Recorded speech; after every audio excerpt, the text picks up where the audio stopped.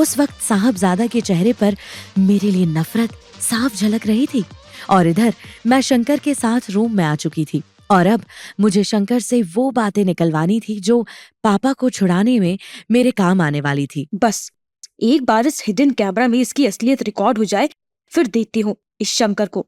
Oh no, मेरा sir stress की वजह से अब ये भी दुखने लगा। किस बात का स्ट्रेस है आपको? काम का, मैं बेरोजगार हूँ ना। अरे इतनी सी बात। मेरे पास आपके स्ट्रेस को दूर करने की बहुत अच्छी सी दवाई है। रियली? यस, इसे इस्तेमाल करके देखो। 2 मिनट में आप अपना सारा स्ट्रेस भूल जाएंगी। लेकिन ये तो काफी कॉस्टली होगी। अरे उसकी टेंशन आप मत लो, बस एक बार मुझे खुश कर दो और फिर आपको जितनी दवा चाहिए उतने पैकेट मिल जाएंगे। कहीं आप झूठ तो नहीं बोल रहे? अरे ये सारा माल अपना ही है। इस पूरे शहर में ड्रग्स का माल मैं ही सप्लाई करता हूँ और आज तो मैं इसकी सबसे बड़ी डील करने वाला हूँ। दूर हट जा मुझसे।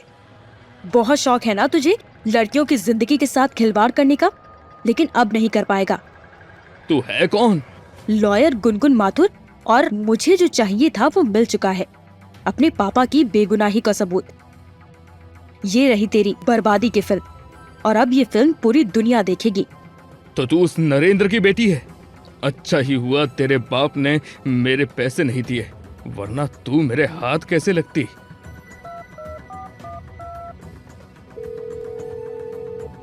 जल्दी से सब लोग रूम में आ जाओ, आज सबको मजा करने का मौका मिलेगा। मुझे जल्द से जल्द यहाँ से निकलना होगा। वो कहते हैं ना कि आसमान से गिरा और खजूर में अटका, कुछ यही हाल हुआ था गुनगुन का। अपने पापा को बचाने आई हुई गुनगुन अभी थोड़ी ही देर में शंकर और उसके गुंडों से घिरने वाली थी। तभी साहब वहाँ पे उम्मीद की किरण बनकर आया। क्या साहब निकालेगा गुनगुन को इस मुश्किल से, या उन दोनों की जान होगी खतरे में? साहब रुकिए। थैंक गॉड आप आ गए साहब। गुनगुन, यहाँ क्या चल रहा है? तुम ठीक तो हो ना? साहब मैं आपको सब बताती हूँ, लेकिन पहले यहाँ से निकलते हैं, जल्दी। निकम्मो, क्या देख रहे हो? पीछा करो उनका। साहब यहाँ चलिए, यहाँ वो गुंडे नहीं आएंगे।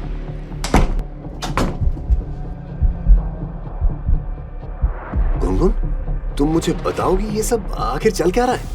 सब बताती हूँ साहब। शंकर एक बहुत बड़ा ड्रग डीलर है जिसने मेरे पापा को धोखे से फंसा दिया, और मैं यहाँ स्पाई कैमरा की मदद से शंकर का असली चेहरा दुनिया को दिखाकर पापा को बचाना चाहती थी। ओह माय गॉड, सब किए कराए पर पानी फिर गया। क्यों? क्या हुआ? मेरा स्पाई कैमरा पता नहीं कहाँ गिर गया। बाप रे, एक तरफ कुआं और दूसरी तरफ खाई। ये तो शंकर का स्टोर रूम है जहाँ उसके सारे ड्रग्स हैं।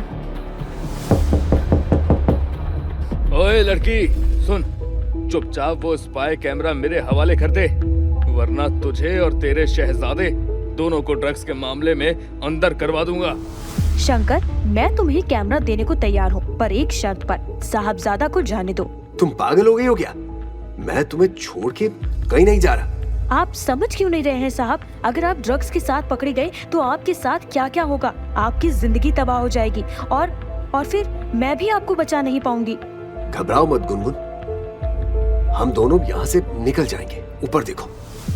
जहाँ मुझे और साहबजादा को खुद को बचाने की एक आशा की किरण नजर आ रही थी, वहीं दूसरी ओर सारी सिचुएशन से अनजान मुनमुन के दिल में मेरे लिए सिर्फ अंधेरा नजर आ रहा था।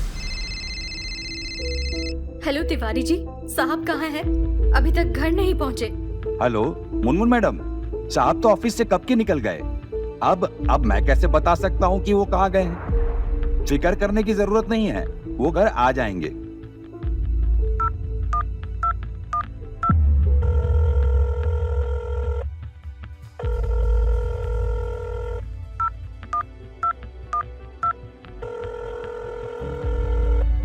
ये दोनों अपना फोन उठा नहीं रहे, कहीं ये दोनों एक साथ तो नहीं।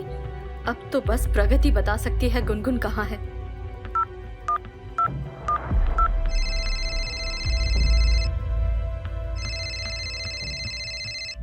हेलो मुनमुन, तुम मुझे क्यों कॉल कर रही हो? प्रगति, तुम्हारी दोस्त गुनगुन घर पर है? गुनगुन, नहीं, वो घर पर नहीं है, पर तुम्हें क्यों जानना है? प्रगति, तुम अगर गुनगुन की अच्छी दोस्त हो तो उसे एक सलाह देना कि मेरे पति के करीब आने की कोशिश ना ही करे तो अच्छा है उसके लिए। छी! मुनमुन, तुम्हारे जैसी एहसान फरामोश बहन मैंने जिंदगी में नहीं देखी। गुनगुन का तुमने सब कुछ छीन लिया और अब उसके लिए क्या अच्छा है ये तुम बता रही हो?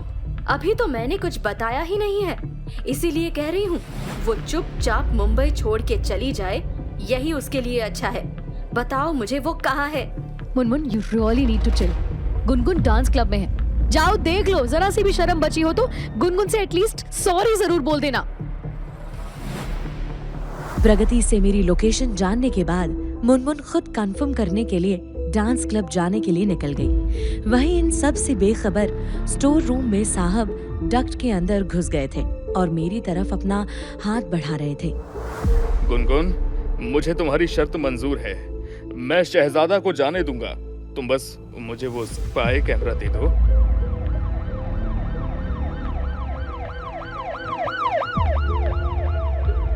सब लोग अलर्ट हो जाओ, पुलिस आ गई है। साहब, लगता है पुलिस आ चुकी है। अब ये शंकर मेरा कुछ भी नहीं बिगाड़ सकता। आप डक्ट से होते हुए मुझसे बाहर मिलिए। पर गुनगुन सुनो। सर, यही है वो लड़की जो ड्रग्स का बिजनेस करती है। इतना ही नहीं, इस स्टोर रूम में इसका बहुत बड़ा ड्रग्स का स्टॉक भी रखा है। सर, क्या मैडम, कब से चल रहा है ड्रग्स का काम? ऑफिसर, डीलर मैं नहीं, ये शंकर है। मैं तो एक लॉयर हूँ, ये देखिए। नहीं ऑफिसर, ये झूठ है। उल्टा ये लड़की जिस कमरे में थी वो ड्रग्स से भरा पड़ा है। सर, सच और झूठ का पता तो पुलिस स्टेशन में ही चलेगा। ले चलो रेने। जैसे ही पुलिस मुझे अपनी कस्टडी में लेकर क्लब से बाहर आई, मैं नहीं जानती थी कि मेरी बहन मुनमुन इस सिचुएशन का फायदा उठाने के लिए वही क्लब के पास से ये नजारा देख रही थी। अब देखती हूँ गुनगुन, तुम मेरे और साहबजादा के बीच कैसे आती हो। अब तो तुम्हारे सीधे यूएसए जाने का टाइम आ गया है।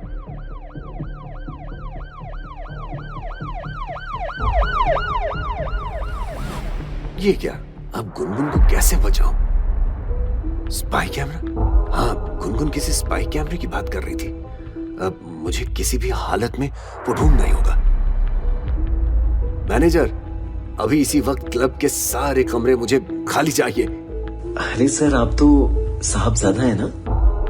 लेकिन सर, मैं मानता हूँ कि आप वीवीआईपी हैं, पर जो आप बोल रहे हैं वो पॉसिबल नहीं है।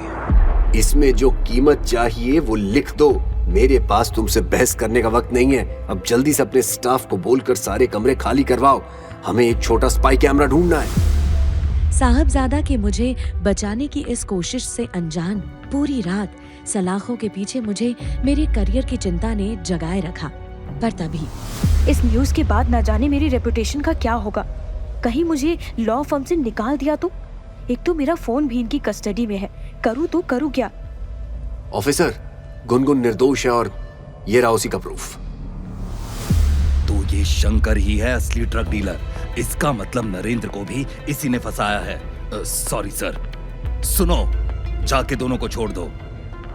साहबजादा,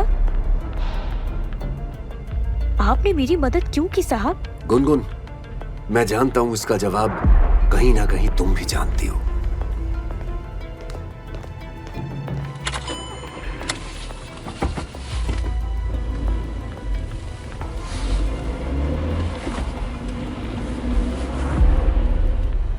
गुनगुन बेटा, थैंक यू बेटा। पापा, मैं सिर्फ अपना फर्ज निभा रही थी, लेकिन इससे ज्यादा मैं आपको अब कुछ नहीं दे सकती। 5 साल पहले आपने मेरे साथ जो भी किया, उसके बाद भी मेरे पास जो कुछ भी था वो सब ऑलरेडी मैंने आपको दे दिया है। अब मुझसे कोई उम्मीद मत रखिएगा। पिछले कुछ घंटों में मेरे साथ जो कुछ भी हुआ वो प्रोसेस करना मेरे लिए काफी मुश्किल था।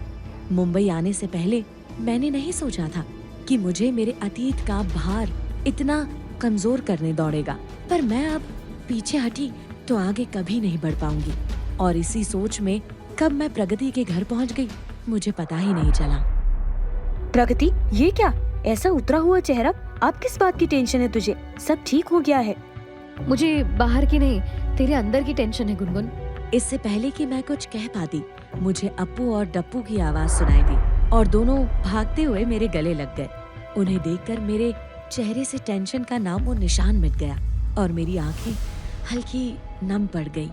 कल रात की न्यूज़ सुनकर बच्चे बहुत घबरा गए थे, इसीलिए तुझसे बिना पूछे मैंने उन्हें यहाँ बुला लिया। बिल्कुल सही किया। मुझे भी मेरे लिटिल चार्म्स की बहुत याद आ रही थी। अब हम सब मिलकर बहुत मस्ती करेंगे। बच्चों, अब आप दोनों जाकर जल्दी से रेडी हो जाओ। आज हम सब आइसक्रीम खाने चलेंगे। थैंक यू प्रगति, तूने मेरे लिए जो भी किया, कोई अपना भी नहीं करता यार। लेकिन अब मुझे लगता है कि मुझे रहने के लिए दूसरा घर देख लेना चाहिए। बस कर दिया ना तूने मुझे पराया। बात वो नहीं है, सभी जानते हैं कि मैं अभी तेरे साथ रह रही हूँ। ऐसे में अप्पू डप्पू भी यहीं रहेंगे तो दुनिया को उनके बारे में पता चल सकता है और मैं इसके लिए रेडी नहीं हूँ। तो बेहतर यही होगा कि हम यहाँ से चले जाएं।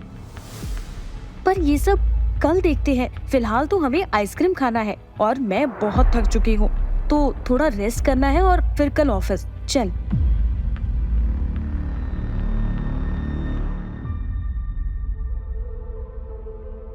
अगले दिन का सूरज क्या रुख लाएगा मेरी जिंदगी में?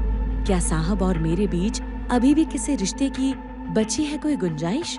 और कब तक मैं अपने बच्चों को दुनिया की नजर से छुपा पाऊंगी? ये जानने के लिए देखिए अगला एपिसोड सिर्फ पॉकेट एफएम के YouTube चैनल पर। और प्यार, यार और धोखा के सारे एपिसोड्स को सुनने के लिए डिस्क्रिप्शन में दी गई लिंक से डाउनलोड कीजिए पॉकेट एफएम ऐप।